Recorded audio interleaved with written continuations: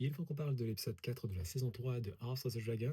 Encore un épisode de transition, je pense qu'on va en avoir encore pas mal, hein. De toute façon, que ce soit Game of Thrones ou House of the Dragon, les grosses séquences d'action, c'est assez sporadique, donc ça ne me gêne pas tant que ça. Le rythme ralentit, mais pas au point de me gêner pour l'instant.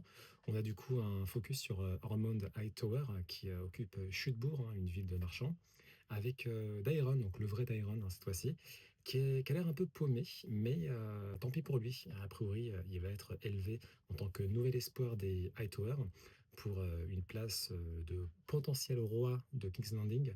L'espoir fait vivre, il faut croire. Je suis pas très certain de la conclusion pour ce cher Ormond, qui est assez particulier, hein. Il est très à cheval sur Savon Balor. Il a un sens de la dignité qui est très malmené, hein, très déformé et sujet à des crises de colère. Donc, voilà, particulier, le Hormone Hightower. Autrement, on apprend aussi que les Hightower ont un grand contrôle sur la foi. Ça explique en partie pourquoi le grand Septon a refusé de sacrer Rhaenyra et aussi pourquoi la foi, de manière générale, méprise les Targaryens pour avoir jadis manipulé la magie noire et contrôlé, asservi les dragons qui, selon eux, auraient dû être leur propriété. Mis à part ça, on a pas mal de personnages qui vont à droite, qui vont à gauche. On a Sœur Hugues Marteau qui va veiller donc Chutebourg où se trouve sa femme. Elle a failli être violentée d'ailleurs par l'un des soldats de Hormone Hightower. Et du côté de Arenal, toujours pas de nouvelles de Aemon, on ne sait pas ce qu'il est devenu.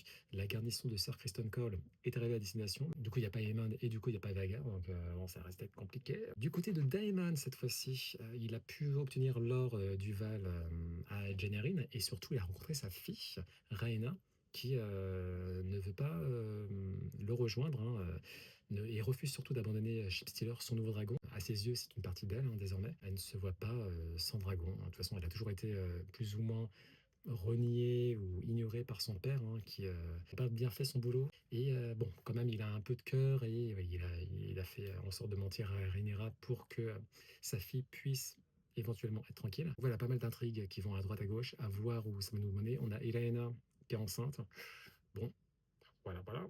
Et Rhaenyra qui pour l'instant fait un bon boulot à King's Landing, mais en voulant rechercher les dissidents, elle risque peut-être de se mettre le peuple à dos, à voir, c'est compliqué. Donc, vivement la suite. Aegon, j'ai failli oublier, Aegon qui a visité la dépouille de Sunfire et qui a l'air d'être persuadé qu'il est vivant. Il a l'air quand même bien mort, Sunfire, donc je sais pas. Peut-être une surprise à venir. À voir.